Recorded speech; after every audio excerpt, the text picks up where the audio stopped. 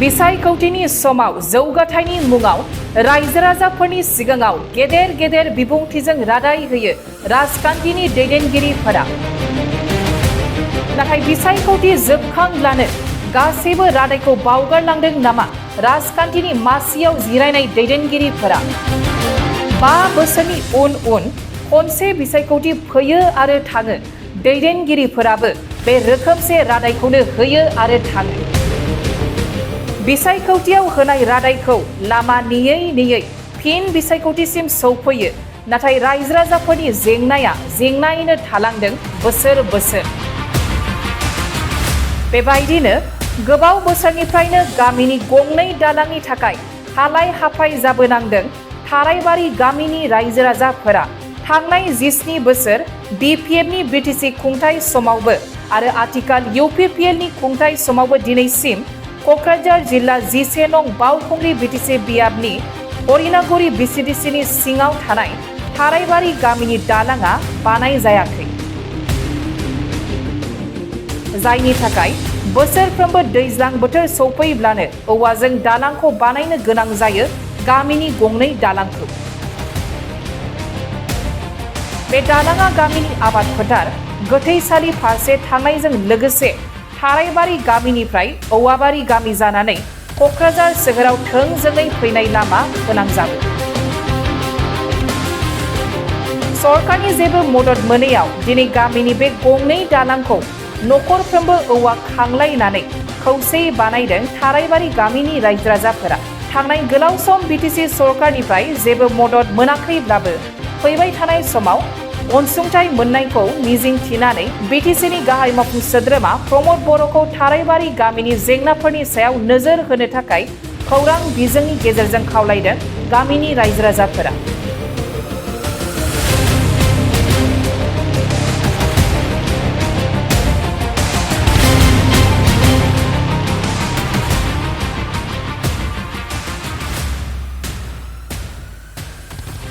गामिया थारायबारि, आं बे गामिनिनो गावबुरा। दिनै जोङो रायजो राजाया बे दालां बायनायनि थाखाय दिनै रायजो राजायै ओंखारनानै बे खामानिखौ मावनो आखायाव लादों। जों बहुद बोसोरनिफ्रायनो औवानि दालां खालामनानै दिनै हाल खदाल हालेवलांनो थाखाय जों बे दालांजों थाबायनांगौ। मानसि गोथै थैनायाव जोंहा बे दालांजों लांनांगौ, बेनो मेन लामामोन। नाथाय 15 बोसोराव BPFनि सरकारावबो बे दालांखौ जों मोननो हानाय जायाखै आरो जों दानि सरकारावबो जों मोननो हानाय जायाखै। आसा खालामो दानि सरकारा निस्सय नायगोन। दा बेखौ जों नेगासिनो दङ। दा बिथांमोननिफ्राय मोनसान्दिखौ जोङो बे औवानि दालांजोंबाबो सोलिथ'नो होननानै हाल खदाल मावनो होननानै बेखौ जोङो रायजोयै लैहोर फैनानै ओंखारनानै मावो। बेखौ जोङो बोसोरे मावनांगौ जायो। बेयो अराय सम जोरनानै थाबाय थाया, दंफां आरो औवानि दालां। दा जोङो सोलिथ'नो थाखाय बेखौनो मावनानै गामिनि मावनो गोनां खामानिफोरखौ मावनो हानायनि थाखाय जों सुबिदाखौ खालामनानै लायो। दा जों रावबो सरकारखौ जों दुसिनो साना। माने जों अनसुंथाइसो लुगैयो, जाहाथे अननानै बे दालांखौ मावनानै होफैब्ला जोंनि थारायबारि गामिनि मानसिफ्रा हाल खदाल मावनायाव, गोथै सह गारनो थांनायाव बा हान्था मेलायाव सुबिदा मोनो। बेखौ आङो प्रमद बर' सारनिसिम आं आसा खालामदों आरो BTR सरकारा निस्सय सानसेब्लाबो जोंनो सुबिदाखौ हरगोन होननानै आं आसा खालामो। बेखौनो बुंनानै आं फोजोबनाय जाबाय। जोंनि ब्लकआ थिथागुरि ब्लक, BCDCआ हरिनागुरि BCDC। 11 नं बावखुंग्रि। गंसे दालांखौ बानायदों। दा जोङो दिनैनि दिनावनो जों गंनै दालांखौ बानायनांदों। बै सानजा फारसेबो एखे रोखोमानो। बेखौ जों खावनै रायजोआ बाहाग खालामलायनानै जों मावनाय जादों। दा जोंहा दैज्लाङा सफैबाय, हाल खदाल मावनायनि समावबो फैथारबाय। बे दालांखौ जुदि बानाय हायाब्ला जोंनि हाल खदाल मावनायानो बन्द' जागोन आरो जों सोलिनो गोब्राब जागोन। बिनि थाखायनो जों रायजो राजा दिनै लैहोर फैनानै बे दालांखौ मावनो थाखाय जों आगान सुरदों आरो जोङो मिडियानि थ्रुयै जाहाथे सरकारा खोनाहोयो बा सरकारा अननानै जोंनो अनसुंथाइ हरो, बेखौनो आसा खालामनानै जोङो मिडियाफोरखौ लेंहरनानै दिनै जोंनि थारायबारि गामिनि दुखु गोनां खामानि मावनाय आरो लामा गैयैखौ जाहाथे लामा मोनो, बेनि थाखाय जों आसा खालामनानै मिडियानि जुगै दिनै सरकारनिसिम मिथिहोनो थाखाय लेंहरनाय जादों। बेखौनो बुंनानै आं फोजोबनाय जाबाय। बबेथिं ओंखारलाङो बे लामाया? बे लामाया थ्रु औवाबारि गोलैगोन। बे PWD मोन बियो।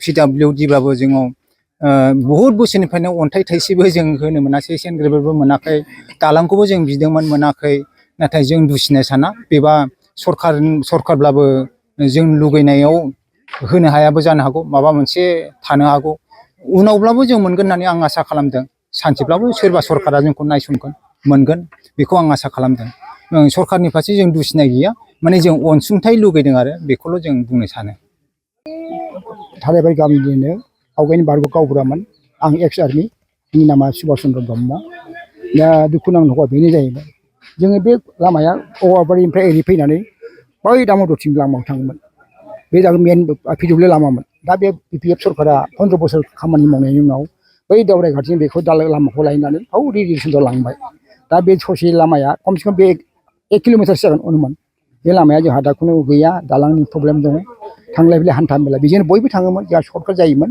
बै औवाबारियाव ओंखारहैयो बे लामाया बिनिफ्राय बेसिम जोंहा जुदि जायोमोनब्ला बिदिनो सर्टकाट मोजांमोन दा जों सरासनस्रा गिदिंनांगौ उसुबिदा हाल मावनाय खेदाल मावनाय जोंनि गावबुरा होनखाबाय जखन जोङो सरकारखौ जेबो दुसिनो थाङा खिन्थु सरकारा एसे नायनांगौमोन जे जों जे बोसोरे बोसोरे जे बेहाय 15 बोसोर साख्रि मावबाय बिसोरो BPF सरकारा खुनु जोंनि फारसे जों फैसा लुगैयाखै जोंनि बे खामानि दालाङाल' बानायनानै होथों आरो दा गोदान सरकार दङ UPF सरकार बिथांमोनाबो दिनै बेफोरखौ खेल खालामाखिसै थाखा दंना गैया आं बेखौ बुंदों आंबो आसा खालामो जाहाथे दा BPF सरकारा आरो दा BJP सरकार जाहैबाय जोंनि चिफ मिनिस्टार हिमन्त बिश्व शर्मा सारा जाहाथे अननानै बे खामानिखौ मावना होयो UPP जों लोगो लानानै आं बेखौनो खावलायो बे मोनसे दालां आरो बै मोनसे दालां आरो बेजों लोगोसे दालां मोनसे जाबावो बै स्कुलफोर फैग्रा गथ'फोर दं बैबो दालां मोनसे गाज्रि बे मोननै खामानिया मोनथामसो खामानिया जाहैबाय जों बहुद गोजोननाय मोनगौ रावबो दैदेनगिरिफ्रा नायफैयाखै नामा नायफैयो खोथा होयो खिन्थु जेला इलेक्सन जोबखांबाय खामानि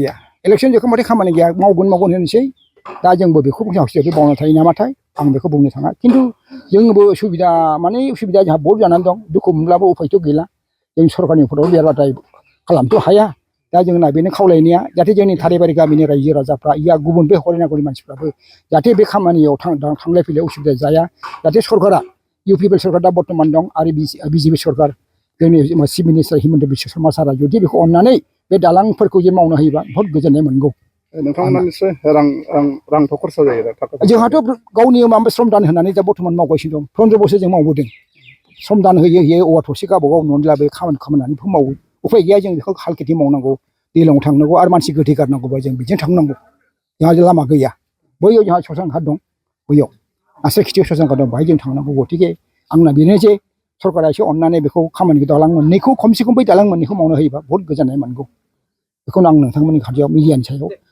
गुरै खावलायनानै धन्यबाद जासिबाय